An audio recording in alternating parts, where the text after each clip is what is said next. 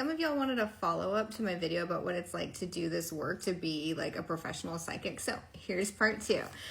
All right, one thing that might surprise you is just how hard it is to set those boundaries. I know I talked about how important it is to have energetic boundaries and how important it is not to allow in low vibrational people or activities. That's actually really hard. And I think it's especially hard for me because I think I've mentioned before, I am a service Virgo, meaning I have a service-oriented mindset. One of the reasons I do this is because I genuinely want to help people. Like, I think that every single person on this planet has the power to make the life they want. I believe that in my heart of hearts and in my soul.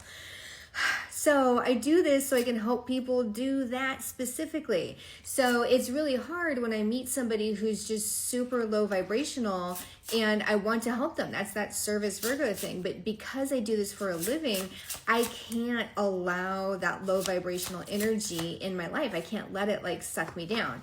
And I think that the other aspect of it is that when you are like a psychic who puts themselves out on the internet, you're going to attract maybe some people who don't have the best intentions. And that's also low vibrational. So I think you guys would be shocked how many people try and scam me. I'm not trying to complain about it, but first, I can't allow any low vibrational people, like just negativity, people who say they want a better life, but they won't change their mindset and they won't do the work, but they keep wanting like help. They don't. They just want to complain about it and not do anything about it. So those are the people where I'll try and help them, but if they're not showing that they want to keep moving, then they need to move on. I need to move on. But the people who try and get free readings from me, like it shows up in so many different ways. I'm not going to go into details on some of the techniques they use because I don't want more of you guys doing that. I don't think you would, but you never know who's watching these videos. Like I know my community wouldn't, but it's not just people DMing trying to get free readings. You know, there's other things people are doing to try and like get me to do readings for them. And I'm just like, hey, I do free readings on the TikToks and I do more than most TikTok psychics, honestly. Like I average 3 free reading videos a day.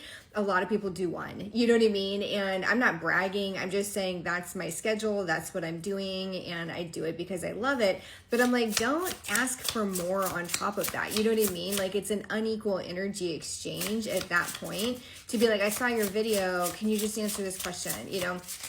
But like I said, people do way shadier things than that. Oh my gosh, I'm drawing cards for the pick a card, and as I'm talking about it, the 10 of Swords came out. So that's how you know. Like that's the other thing I think I want to share with you guys about like being a full-time professional psychic is I influence the cards. Like I try not to, and I do a lot of things so that when I'm doing readings, I prevent it from happening. But if I'm just like talking like this and drawing cards, whatever is on my mind, that's the card that comes out. Like so if I'm sitting here telling you about how hard something is, I get a card that's about how hard things are and about how I have too much going on.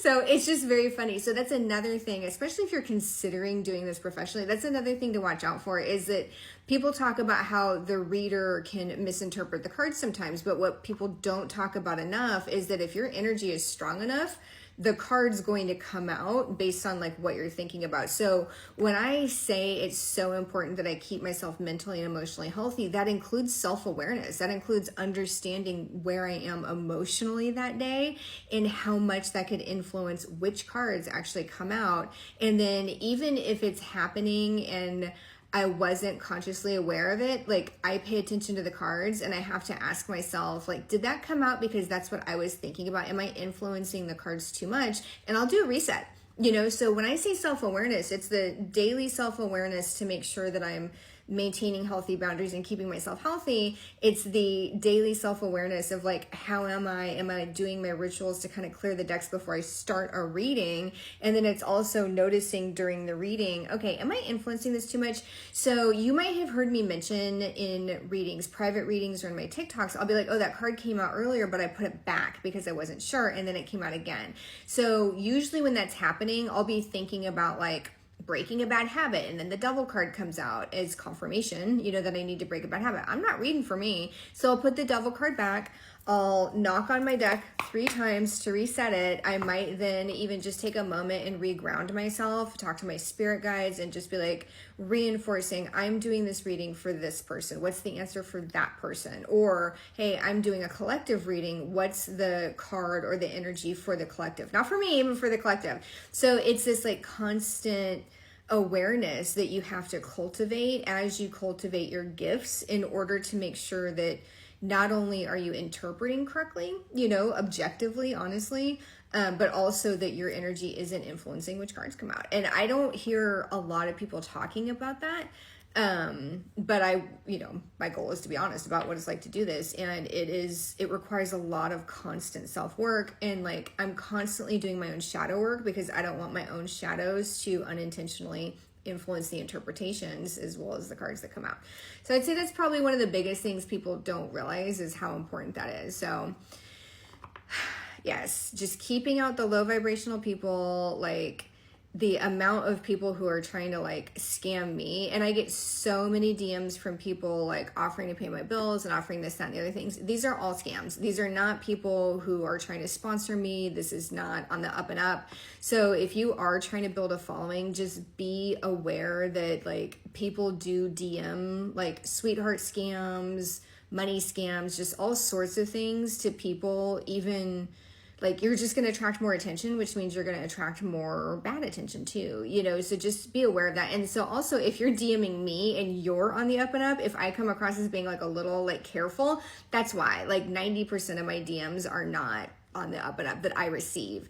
So that's why I'm always very clear. I do not DM you guys. I'm just going to say this again. Like that is not a good business practice. I'm not being like, hey, online I say my price is this, but I'm DMing you because you're special and you can pay, you know, 40% of that. No, that's totally shady. If somebody's doing that, that needs to like raise some red flags with you.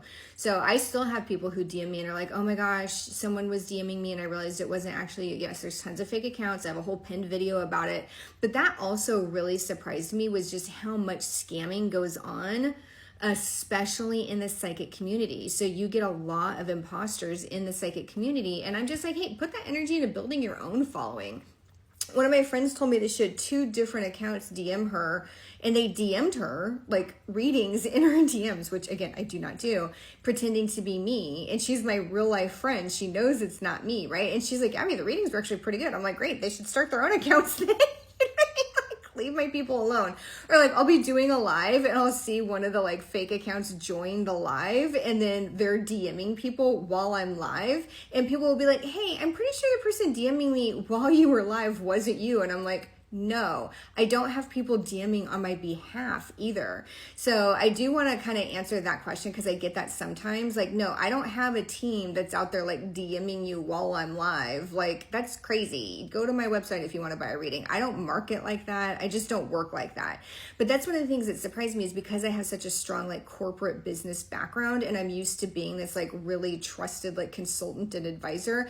I didn't realize that because scamming is so like common in the psychic community that so many people would like view me with like suspicion. I'm just like, I'm out here making free videos for you guys and people ask me to start doing readings. So I do readings because you guys asked me to.